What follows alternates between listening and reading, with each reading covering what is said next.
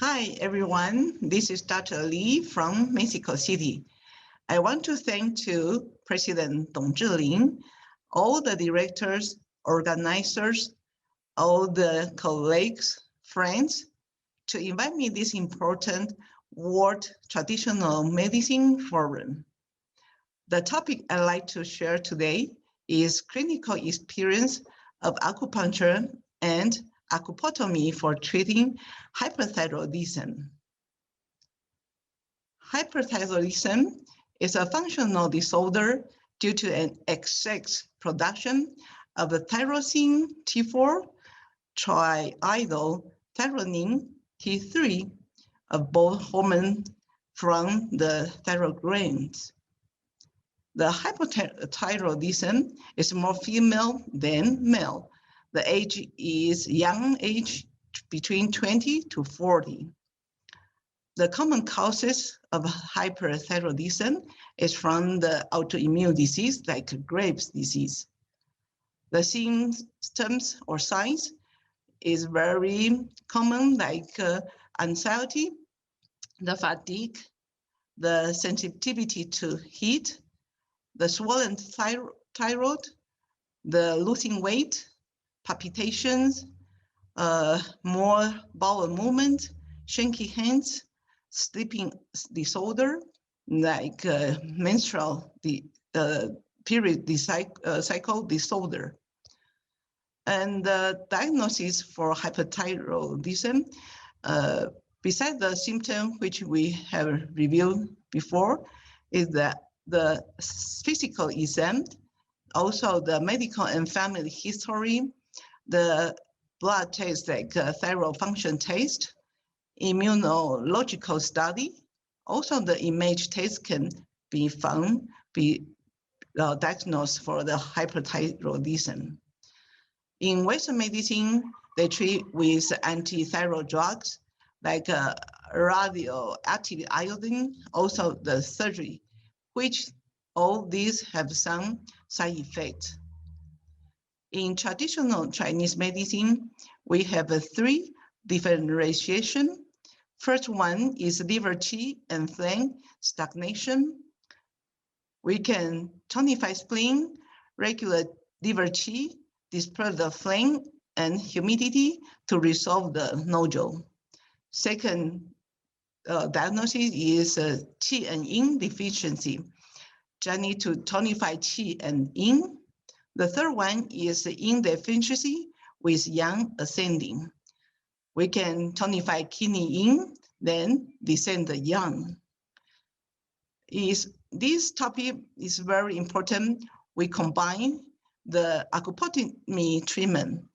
The diagnosis for acupotomy is first one, sympathetic nerve disorder, the Thymus disorder, stellate ganglion disorder, thyroid gland irritation, and cervical or neck muscle contraction.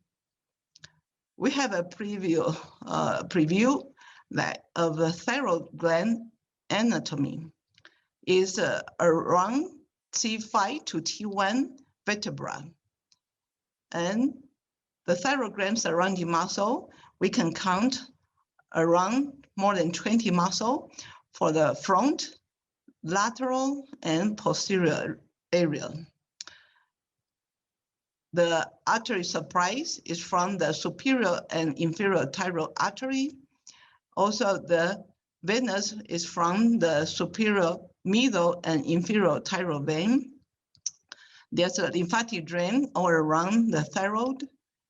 It's very important, the innervation information, because we know the nerve leads the organ function. So first we see there's the left and right superior laryngeal nerves, which is from the vagus nerve. Second, very important, is the recurrent laryngeal nerve. The third one is most affected to the thyroid is the sympathetic nerve. And also the parasympathetic from the vagus. You can see the left recurrent laryngeal nerve arise from the vagus to the left of the arch of the aorta. It occurs inferior to the aorta arch and ascends in the groove between the trachea and esophagus. It relates to the medial surface of the lobe of the thyroid. The right recurrent laryngeal nerve arises from in front of the subclavian artery. And the sympathetic and parasympathetic nerves, this is very important related to the thyroid. We can see the sympathetic trunk. In the cervical area, there are superior, middle, and inferior ganglion, which the inferior ganglion we can name cervicothoracic ganglion or stellate ganglion. They are located 8. Superior ganglion is C1 to C3. The middle ganglion is from C5 to C6. The inferior ganglion, or we say stellate ganglion, is from C7 to T1. I like to mention this stellate ganglion because it's very important and related to the thyroid. It controls all the function of body. First function is autonomic nerve system. It comes from the sympathetic nerve system. So it will affect it to our blood pressure, to our skin disorder. The second function of stellate ganglion is endocrine. So it's related so much to the thyroid. The third function is immune system. So all the immune disorder, including the cancer disease, the arthritis, rheumatoid arthritis, the lupus disorder, is all immune system is related to this stellate ganglion. It located around C7 to T1 vertebra. We see the 素问阴阳印象大论.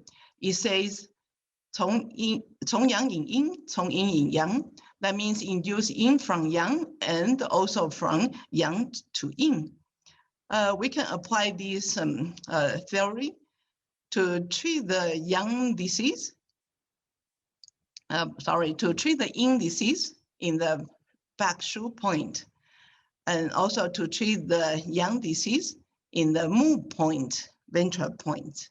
That means we need to treat the thyroid problem, which in the front side, also the back side. So the back side, we have a bladder shoe point. We can see the sympathetic trunk is cover all the transit process around the first line of a bladder. So we have each shoe point for lung, for heart, for spleen, etc. So we need to attend this sympathetic trunk. For acupotomy, the sympathetic nerve disorder, its etiology and pathology is related to the vertebral disorder, also the muscle disorder. So lead to all the disorder of joints. We can see from the sport injury, from the car accident, the whiplash, we cause the spine disorder. Also the job injury, any kind of business or professional will lead to the job injury. And the bad posture from baby to kindergarten to the elementary school. All the age we are suffering the very bad posture. So the bad posture will lead the tension. Muscle tension will cause the spine disorder. And tightness is very often. So the humps, which we can see around C7 to T1, where these will irritate the stellate ganglion and cause the thyroid disorder. The scoliosis and the kyphosis of spine all these disorder also will change will cause the spine disorder. The muscle around the cervical, the different layer from the deep one to the superficial one, we can count more than 12 muscle. So the muscle tightness will cause the spine disorder. The atlanto-occipital area and the suboccipital muscle, these will lead the sympathetic nerve disorder and cause hypothalamus disorder and cause the thyroid disorder. So the nerve completion, all this muscle, each one can lead the spine disorder. When we see the clinical manifestation for sympathetic nerve irritation, first we can see the head symptoms like vertigo, headache, neurological syndrome, also the face facial five sense organs symptoms, like eye disorder, throat, tinnitus, hearing problem, the vascular symptom, also hyperplasia problem, the sphincter syndrome. We can see here with the X-ray, the spine disorder, herniation, the arthrosis, scoliosis. So here we have the treatment for hyperthyroidism using acupotomy. First, we will focus the treatment for sympathetic nerve disorder. We have these 5 areas need to treat from the occipital upper lower line, atlanto-axial joints, mastoid process, styloid process, C5 to T1 uncovertebral joint. Second, the thyroid cartilage lateral ligament. The third one is the local thyroid, need to reduce its tension. Also subhyoid muscles. Then number 5 is the Thymus, which we have immune system control. And the 6th one is Stellate Ganglion. So here in this imaging, you can see where's the sympathetic nerve disorder treatment. That we have the occipital upper line or lower line. Just see patient have some contraction over there. And then there are some marked mastoid process and the styloid process. Then the uncovertebral from C5 to T1. This is a upper line of occipital. This is a mastoid process or need to treat the sternocleidomastoid muscle to release the tension. Also, you can put acupuncture needle to release the tension. I'm using here with acupotomy, but here I have this picture using acupuncture needles to release all the tension. And then we need to focus the safe area to put acupotomy so you won't damage any nerve. So the laminate part of vertebra is from 1.5 to 2.5 centimeter by the side of a spinal process. So you can put here like between C5 to C7 for the middle ganglion treatment. It will related to the thyroid. Or second one, we treat here around the front side of the thyroid cartilage in the lateral ligament. And we focus to the cartilage, also critical thyroid muscle, and also can release the thyroid directly. These hyoid bone, there are 4 muscles around here. When it's very tight tension, also compress the fascia around the thyroid. So it needs to be released to release the tension. Also, when we have this hyoid muscle very tight will cause some apnea of sleeping. So I have a video here. I will show you how can I do with these Acupotomy needles. We find the lateral of trachea. It's a superior of thyroid. Sorry, my marker is not paint good enough. Okay, you can feel the lateral size. Theirs is very safe because there's no artery there yet. So this is Acupotomy, very thin needle. It just 0.6, also 0.5 millimeter of thickness. So it's like number 28 of acupuncture needle.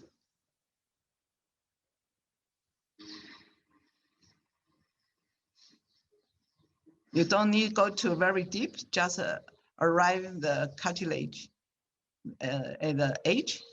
We can reduce the tightness. This small one is critical thyroid muscle. So we are reducing the tightness. And right now, there's a hyoid bone. So when you have someone to have the sleeping disorder because apnea, you can release also the muscle also. Then we just need to adjust the neck after the needling.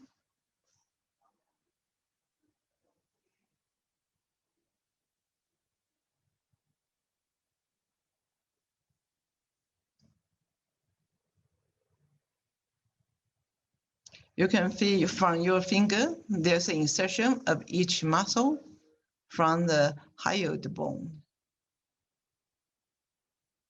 Actually, there are 6 muscles attached here.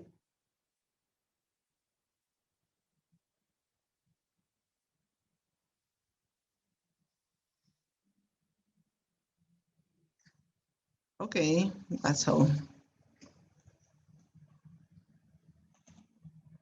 The next one is to relieve the irritation of thymus. Thymus is very near, close to the Tiantu point. It's a REN 22. So you can just put a normal acupuncture needle to release the irritation. And the last one would be the stellate ganglion. It's from C7 to T1, like a Jiaji point. Also in the over the uncovertebral joint, you can put the 9 needles for the stellate ganglion. So after all this treatment, we give the patient adjustment for his neck, for his cervical vertebra. So the conclusion, this is a summary report from my hospital. We have 17 patients. We treat them once a week with 12 weeks treatment as a course. So we got the very good result. It's 94% of effectivity. And the conclusion, using the integrated treatment of acupuncture and acupotomy to treat hyperthyroidism, taking the importance of the sympathetic nerve disorder, focus to the cervical thoracic region, releasing the contraction of surrounding muscle, also need to adjust the cervical vertebrae. Then have a good maintenance and exercise, correct posture. So the hyperthyroidism can be restored their normal thyroid function.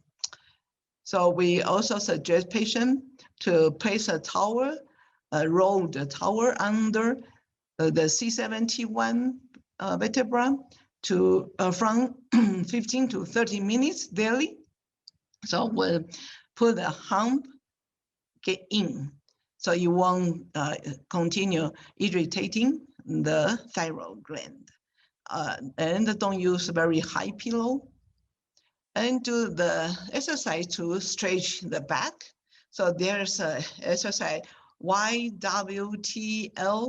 This exercise for stretching the back is very useful, like W, T, and L to stretch the back muscle. And keep the computer more high and straight back correctly.